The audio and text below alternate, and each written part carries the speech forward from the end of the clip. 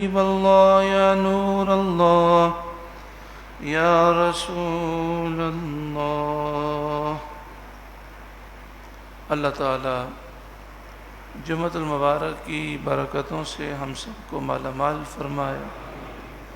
اے اللہ ہم سب کی تمام مشکلات آسان فرما، تمام ہمارے بھائیوں کی بہنوں کی ہم سب کی تمام مصیبتیں آفتیں بلائیں بیماریاں وبائیں دور فرما، رزق حلال وسیع اور آسان عطا فرما۔ یا اللہ ہمیں قرضوں سے ہمیشہ کے لیے نجات عطا فرما، جس کا لینا ہے لینا آسان فرما، جس کا دینا ہے دینا آسان فرما، کاروباری نقصان کو نفع سے بدل دے۔ اے اللہ جادو ٹونے نظر بد اور آسیب سے، دشمنوں کی دشمنی، حاسدوں کی حسد، ظالموں کے ظلم، مفسدین کے فساد سے ہمیشہ کے لیے محفوظ فرما۔ اے اللہ ہمیں زوال نعمت سے بچا۔ اے اللہ ہمیں قرآن و حدیث پر عمل کرنے والا بنا۔ اے اللہ ہمیں دنیا اور آخرت میں کامیاب فرما۔ آمین ثم آمین بجاہ سید المرسلین صلی اللہ علیہ وآلہ وسلم۔ جیسا کہ آپ اس بات کو جانتے ہیں کہ حضرت یعقوب علیہ السلام کی اولاد کو بنی اسرائیل کہتے ہیں، اور حضرت یوسف علیہ السلام جب مصر کے بادشاہ ہوئے تو یعقوب علیہ السلام اپنی اولاد کو لے کر مصر تشریف لائے، اور پھر یعقوب علیہ السلام کی اولاد یعنی بنی اسرائیل مصر میں رہے تقریباً 400 سال۔ ان 400 سالوں میں اللہ تعالیٰ نے ایسی برکت عطا فرمائی کہ جب یہ مصر آئے تھے تو حضرت یعقوب علیہ السلام کی اولاد پھر پوتے پوتیاں یہ سب ملا کر 72 افراد تھے، چونکہ یعقوب علیہ السلام کے 12 بیٹے تھے۔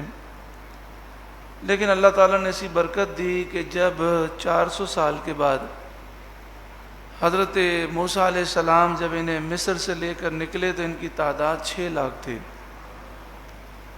اللہ تعالیٰ نے بنی اسرائیل میں کئی نبیوں کو بھیجا۔ ایک روایت یہ ہے کہ حضرت یعقوب علیہ السلام کے بعد سے لے کر حضرت عیسیٰ علیہ السلام تک جتنے نبی دنیا میں آئے سارے بنی اسرائیل سے تھے، اور ایک روایت یہ ہے کہ بنی اسرائیل میں 80,000 نبی بھیجے گئے۔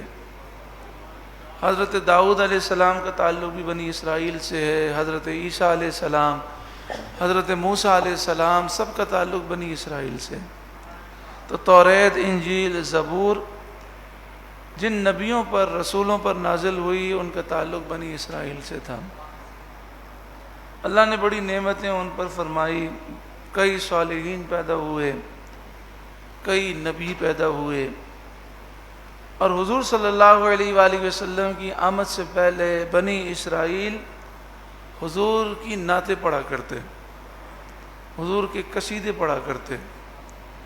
ہر شخص مرنے سے پہلے اپنی اولاد کو وصیت کر کے مرتا کہ جب کھجور والی بستی میں یعنی مدینہ منورہ میں نبی آخر الزمان صلی اللہ علیہ وسلم ہجرت کر کے تشریف لائیں گے تو تمہیں ان پر ایمان لانا ہے، ان کی مدد کرنی ہے۔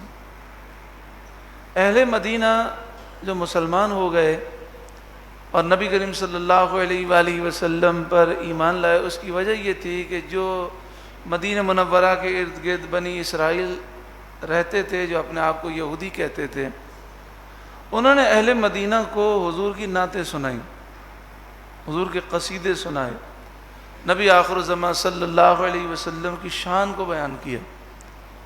تو جب اہل مدینہ نے نبی کریم صلی اللہ علیہ وسلم کو دیکھا تو یہ جو بنی اسرائیلی تھے انہوں نے حضور کی آنکھ مبارک، پیشانی مبارک، گال مبارک، ہر چیز کا ذکر اہل مدینہ سے کیا تھا۔ انہوں نے جب دیکھا تو دیکھتے ہی پہچان گئے کہ نبی آخر الزمان ہے۔ اب اللہ کی شان دیکھیں، اہل جو مدینہ تھے حضور کی آمد سے پہلے مشرک تھے،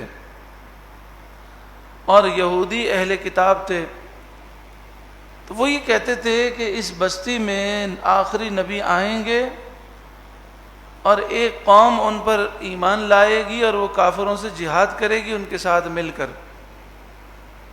تو بنی اسرائیل کے جو لوگ تھے جو اپنے آپ کو یہودی کہتے تھے، وہ کہتے تھے وہ قوم ہم ہیں، ہم آخری نبی پر ایمان لائیں گے اور پھر ہم ان کے ساتھ مل کر کافروں سے جہاد کریں گے۔ اور اللہ کی شان، یہ بنی اسرائیل، یہ یہودی حسد کی وجہ سے رسول اللہ پر ایمان نہ لائے، اور مدینے کے لوگ حضور پر ایمان لے آئے اور انہوں نے حضور کے ساتھ مل کر کافروں سے جہاد کیا۔ بنی اسرائیل کا جو ایمان نہ لانے کی جو وجہ تھی وہ غرور اور تکبر تھا، انہیں اپنی قوم پر غرور تھا، وہ اپنی قوم کو سب سے افضل و اعلیٰ سمجھتے تھے۔ تو انہوں نے کہا کہ اب نبی آخر الزمان یہ تو بنی اسرائیل سے ہیں نہیں، یہ تو بنی اسماعیل سے ہیں، لہذا اس حسد کی وجہ سے انہوں نے انکار کر دیا اور خود بھی تباہ ہوئے، لوگوں کو بھی انہوں نے تباہ کیا۔ اب مسئلہ یہ تھا کہ جو یہودی تھے یا بنی اسرائیل تھے، ان کا پورا نظام چند راہبوں کے ہاتھ میں تھا، چند پادریوں کے ہاتھ میں تھا۔ عام جو یہودی تھے یا بنی اسرائیل تھے وہ کچھ نہیں جانتے تھے، وہ توریت پڑھنا بھی نہیں جانتے تھے، تو جو ان کا راہب ہوتا یا پادری ہوتا، جوگی ہوتا، جو بھی آپ کہہ لیں، وہ توریت میں سے پڑھ کے بتاتا اور اسی کی بات وہ یقین کرتے۔ تو یہ جو چند لوگ تھے، یہ مافیا قابض تھی بنی اسرائیل کے ذہنوں پر۔ تو اس مافیا نے یہ خیال کیا کہ ہمیں نذرانے ملتے ہیں، تحفے تحائف ملتے ہیں، سارا سلسلہ بند ہو جائے گا، کیونکہ پھر سب تو حضور کی طرف چلے جائیں گے۔ تو انہوں نے، اس مافیا نے یہ طے کیا کہ ہم لوگوں کو جھوٹ بولیں گے۔ پھر انہوں نے کہا نہیں، توریت میں تو جس نبی کا ذکر ہے آخری نبی کا، وہ تو بہت لمبے ہوں گے اور ان کا قد تو درمیانہ ہے، ان کے بارے میں تو یوں ہے، ان کے بارے یعنی حضور کا حلیہ بدل کر اور حضور کی جو صفات توریت میں تھیں اس کو رد و بدل کر کے انہوں نے پیش کیا۔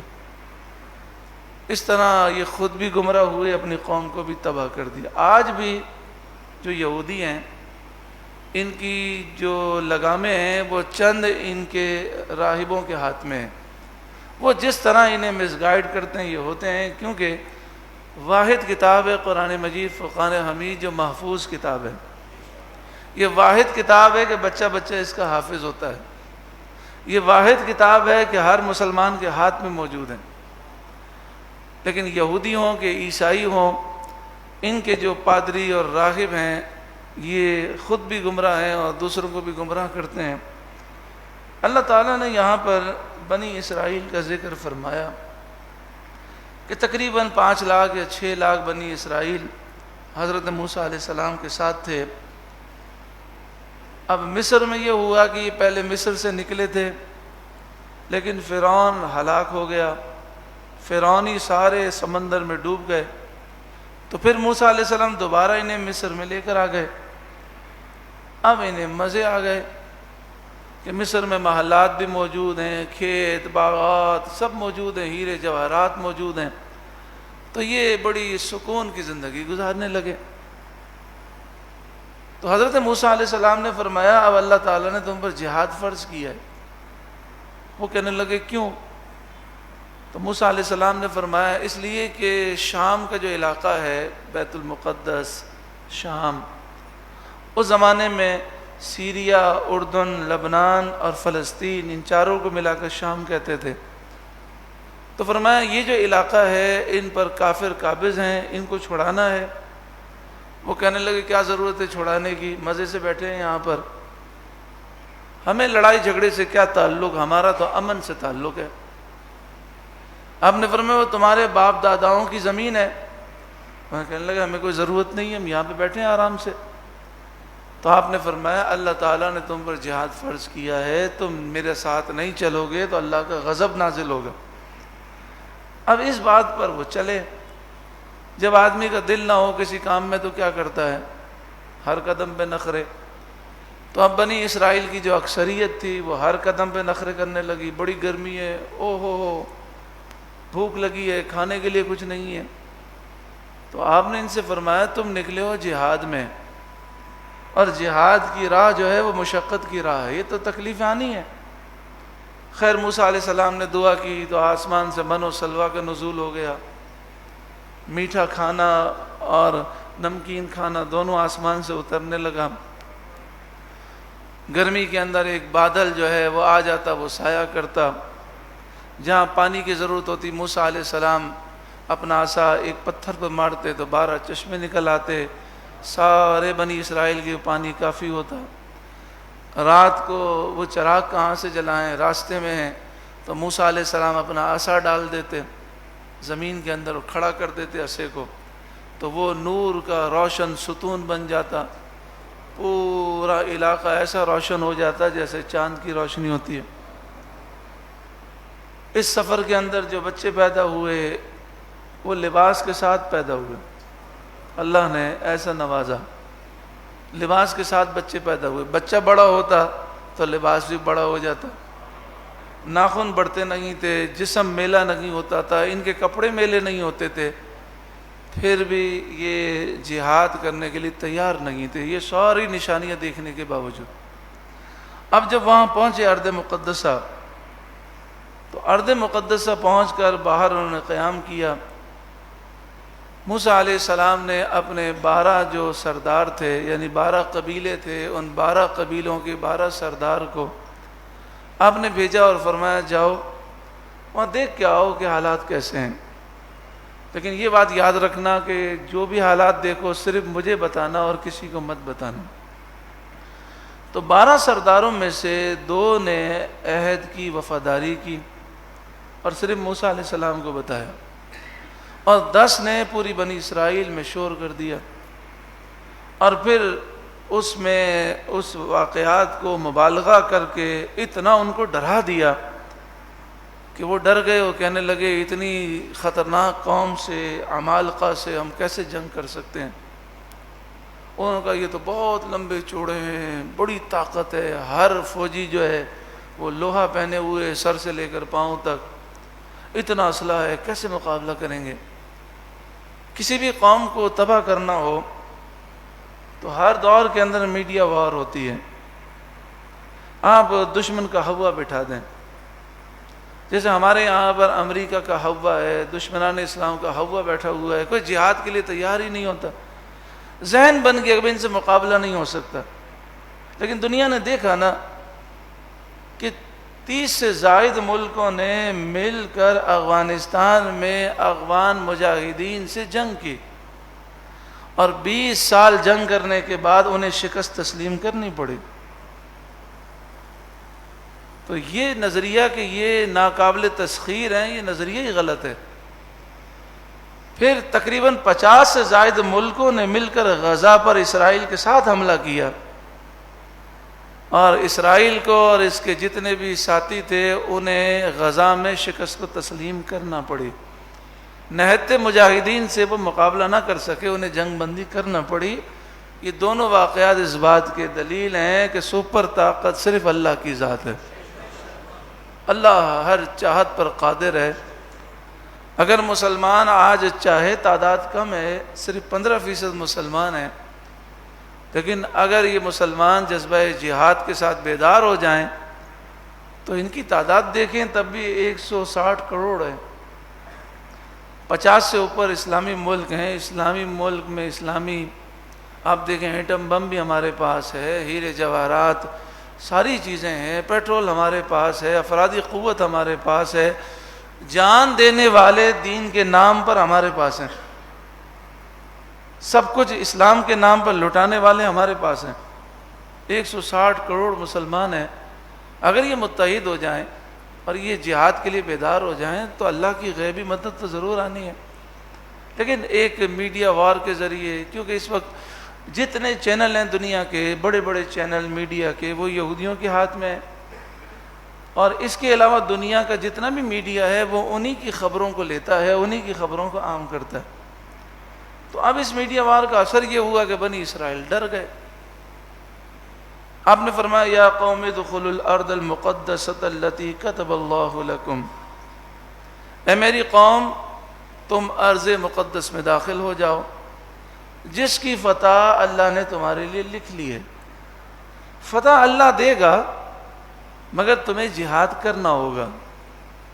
اللہ چاہے تو بغیر جہاد کے فتح دے دے، لیکن طریقہ کار قدرت کا قانون یہی ہے کہ تمہیں نکلنا ہوگا، کوشش کرنی ہوگی۔ وَلَا تَرْتَدُّوا عَلَىٰ أَدْبَارِكُمْ، اور تم جہاد سے منہ پھیر کر نہ پلٹنا، فَتَنْقَلِبُوا خَاسِرِينَ، ورنہ تم نقصان اٹھاؤ گے، نقصان اٹھا کر پلٹو گے۔ قَالُوا يَا مُوسَىٰ إِنَّ فِيهَا قَوْمًا جَبَّارِينَ، بنی اسرائیل ڈرے ہوئے تھے، ان پر کافروں کا رعب طاری ہو گیا تھا۔ وہ کہنے لگے اے موسیٰ بے شک اس میں بڑی خطرناک قوم ہے، طاقتور زبردست جنگجو لوگ ہیں، اتنی بڑی فوج ہے۔ وَإِنَّا لَن نَّدْخُلَهَا حَتَّى يَخْرُجُوا مِنْهَا، کہنے لگے ہم اس وقت تک ارض مقدسہ میں داخل نہیں ہوں گے جب تک یہ یہاں سے نکل نہ جائیں، یعنی ہاتھ پر ہاتھ دھرے بیٹھے رہیں گے، پہلے آپ ان کو نکال دیں پھر ہم جائیں گے۔ تو آپ نے فرمایا تم آئے ہو جہاد کے لیے، جہاد کا مقصد یہی ہوتا ہے کہ حملہ کر کے ان ظالموں کو نکالو۔ فَإِن يَخْرُجُوا مِنْهَا فَإِنَّا دَاخِلُونَ، اگر یہ یہاں سے نکل گئے تو ہم ضرور داخل ہو جائیں گے۔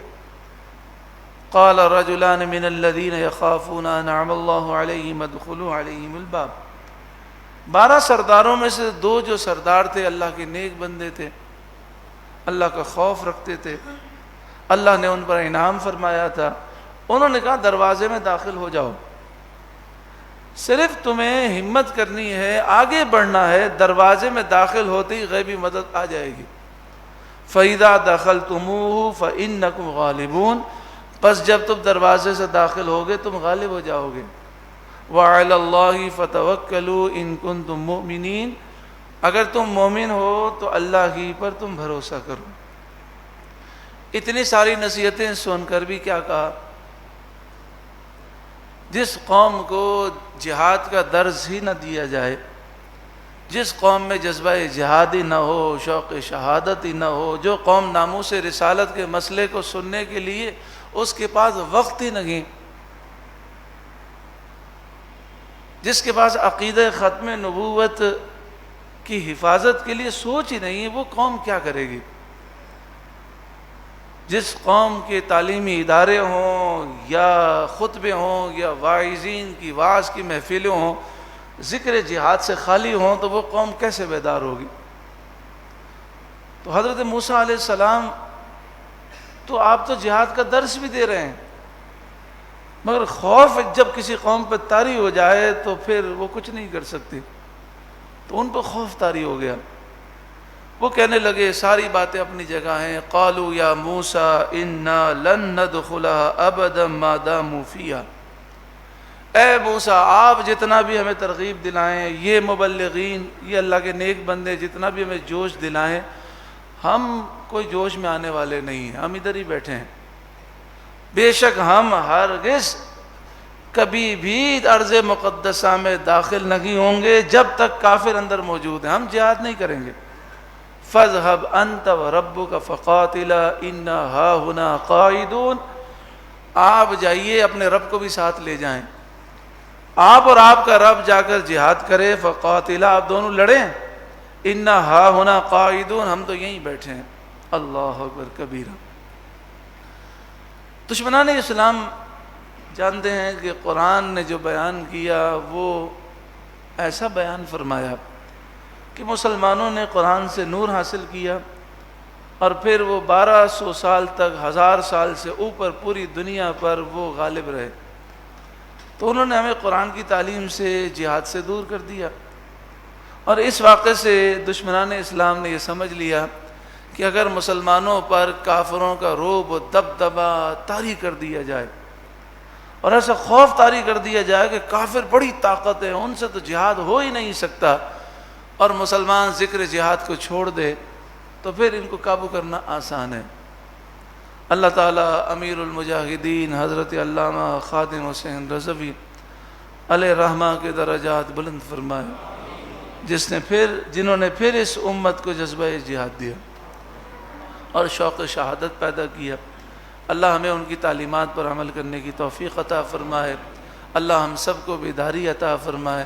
یاد رکھیں، اگر ہم مسلمانوں نے جہاد کا ذکر نہ کیا، اپنی قوم میں جذبہ جہاد اور شوق شہادت بیدار نہ کیا، اگر ہم نے ناموس رسالت پر پیرا نہ دیا، عقیدہ ختم نبوت پر پیرا نہ دیا، تو ایک وقت وہ آئے گا کہ 57 اسلامی ملک میں سے ایک بھی نہیں بچے گا، سارے کافر چھین جائیں گے۔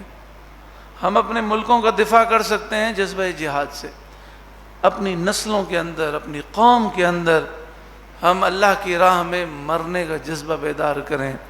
جو قوم مرنا جانتی ہے اسے کوئی شکست نہیں دے سکتا۔ اللہ تعالی ہمیں بیداری نصیب فرمائے، آمین بجاہ سید المرسلین صلی اللہ علیہ وآلہ وسلم۔